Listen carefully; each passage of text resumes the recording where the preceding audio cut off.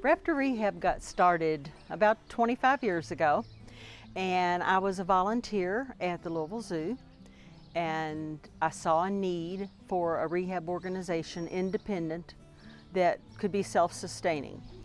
And so I had told my husband about the raptors, and he volunteered at the zoo a while also, and we just both immediately fell in love. I don't know why, but I tell people that want to volunteer with us, you have to have the passion. If you don't have the passion, nothing in the world will make you do this. It's depressing, it's dirty, it's hard, and you have a lot more failures than you have successes.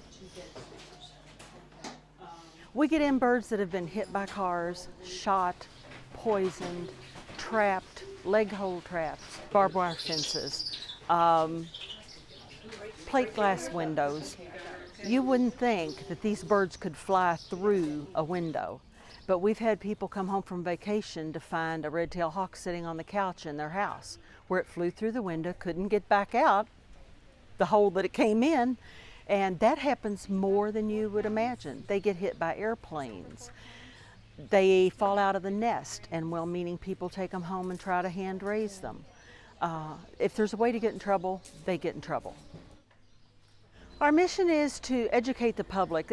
It's probably, even though we're a rehabilitation center, probably educating the public is the most important to try to make there be no need for our services, no deliberate need. People learn about what they hear about or what they see. And the fact that we have captive raptors that we take out into public, that strikes a chord with people. They see that bird and they don't realize, number one, that they're right in their neighborhood, some of them. And they don't realize the good they do.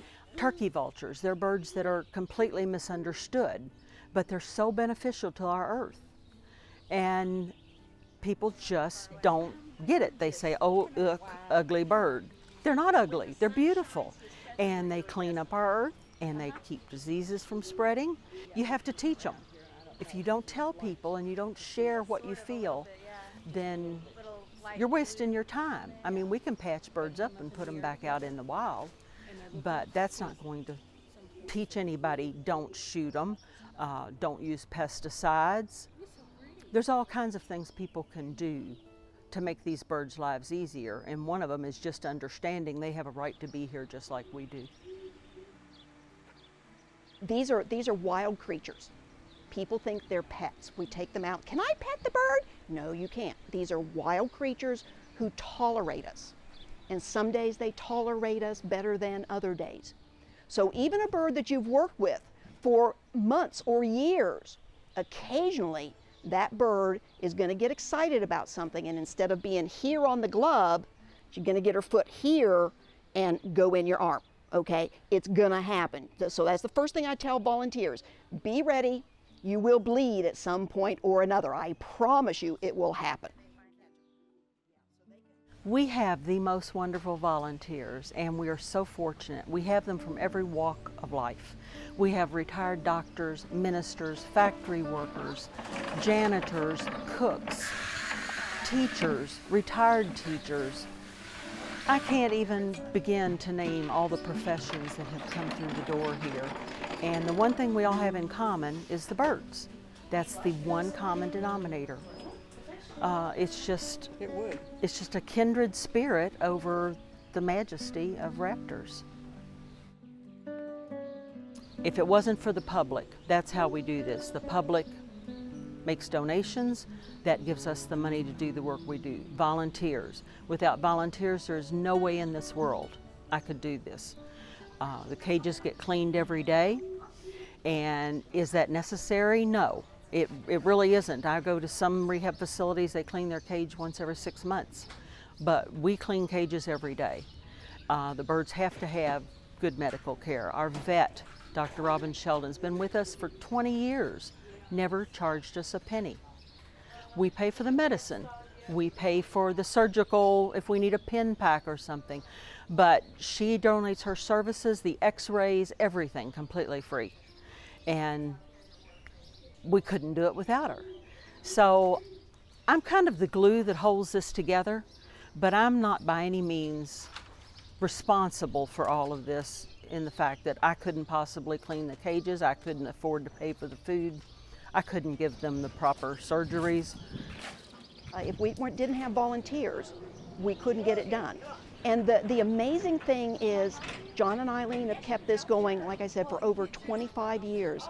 And volunteers come, and volunteers go, and guess what? More volunteers come.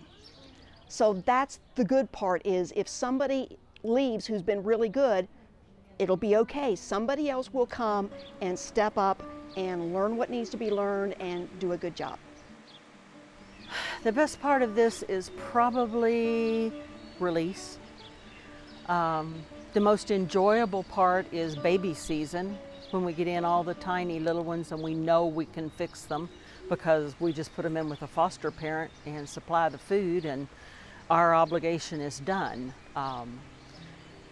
I really would say the release. Last summer we released 3 bald eagles at once. First time in the state that's ever happened, and it was just awesome to see these 3 huge, beautiful birds fly free.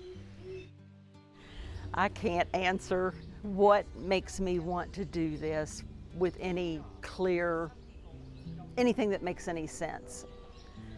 It's just something in my heart. It's that after all of these years of doing this, I still see a bird and I'll say, isn't that the most beautiful whatever you have ever seen? And everybody jokes because, you know, Eileen just saw the most beautiful red tail, and we probably take in 50 red tails a year, and we've done this for 25 years. So, you know, is it really the most beautiful? It's the most beautiful at the time.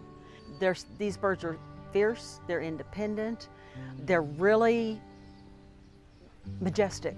That's about the best word I can come up for them, is majestic.